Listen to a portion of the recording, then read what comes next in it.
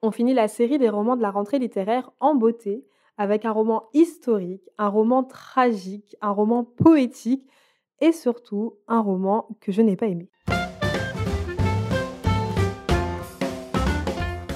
Bienvenue dans Délit des livres, le podcast d'une antillaise aigrie qui juge des livres dans la joie et la mauvaise foi. Aujourd'hui, on se retrouve pour parler du portrait de mariage de Maggie O'Farrell. Je commence cette chronique en te posant une question. Pourquoi tous les personnages féminins de nos romans sont hors du commun ? J'ai l'impression que plus elles ont un destin tragique, plus elles sont badass ou féministes. Tu vas peut-être me traiter de folle, mais le portrait de mariage m'a fait me rendre compte que j'en avais marre de ce genre de personnage. Mais avant de t'expliquer pourquoi je dis ça, de quoi parle le portrait de mariage ? Dans ce roman, on suit Lucrèce de son enfance à sa mort qui arrive assez rapidement parce qu'elle rejoint l'au-delà à son adolescence. Donc récap rapide sur sa vie de merde.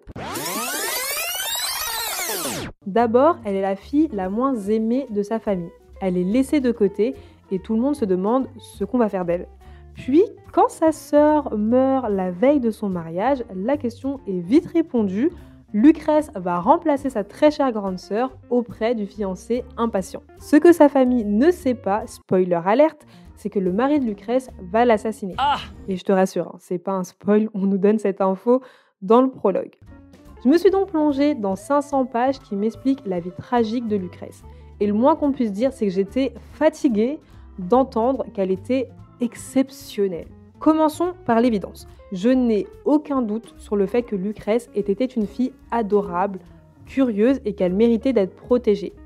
Mais, parce que oui, il y a un mais, j'ai eu la désagréable impression que l'autrice jouait au bingo du personnage féministe parfait.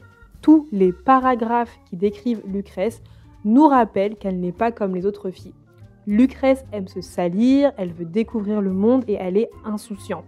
Ce qui est assez normal pour un enfant, soit dit en passant. Donc Lucrèce n'est pas du tout comme ses sœurs qui, elles, veulent être un bon parti, qui font ce qu'on attend d'elles et qui respectent les règles de la bienséance. Ce qu'on essaie de nous faire comprendre, c'est que Lucrèce est un esprit libre.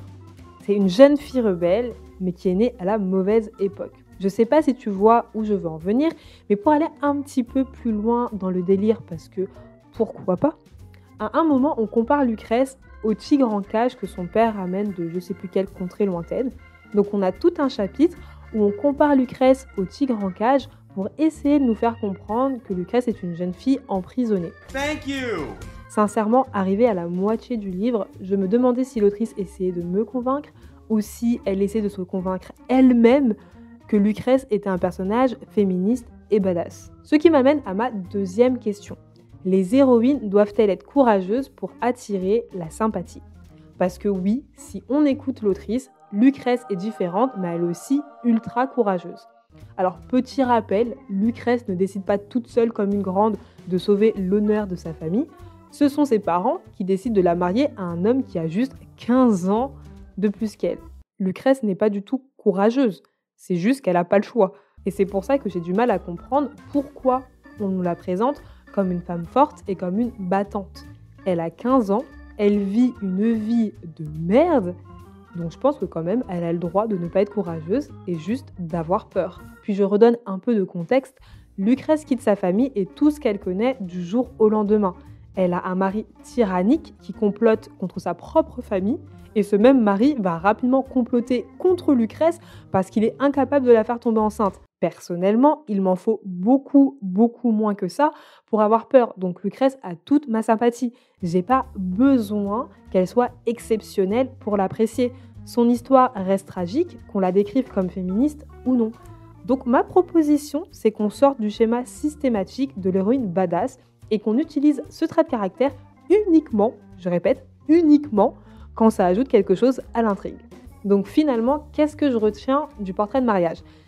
Alors j'adore l'idée qu'on souhaite réhabiliter les femmes effacées par l'histoire, mais je ne peux pas m'empêcher de penser que ce roman, c'est un texte de 500 pages, beau et creux à la fois.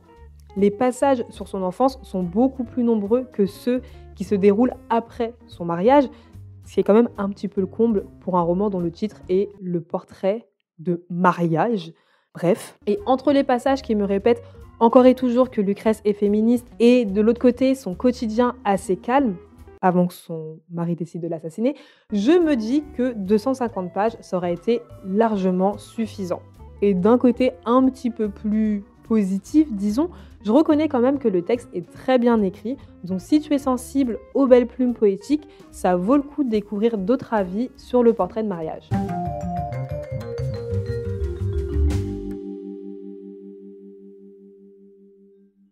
Ma reco de la semaine, c'est Red Queen de Victoria Aveyard.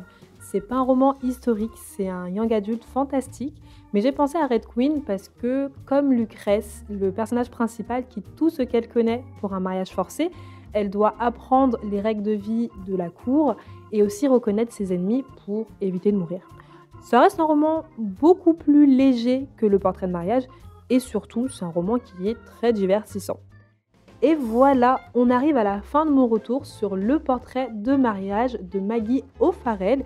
Et la semaine prochaine, on traverse le globe pour aller en Inde et découvrir l'histoire d'une jeune fille accusée à tort d'avoir commis un attentat. J'espère que mon retour t'aura permis de découvrir ta prochaine lecture, ou mieux, de t'éviter de perdre ton temps avec un livre qui ne te plairait pas. Et si tu lis par procuration, j'espère que tu auras passé un bon moment en ma compagnie. Et si c'est le cas, je t'invite à mettre 5 étoiles au podcast Daily des livres et à le partager à un ami qui a besoin de lecture dans sa vie. Sur ce, je te dis à la prochaine, je t'envoie des cœurs sucrés. Tchuss!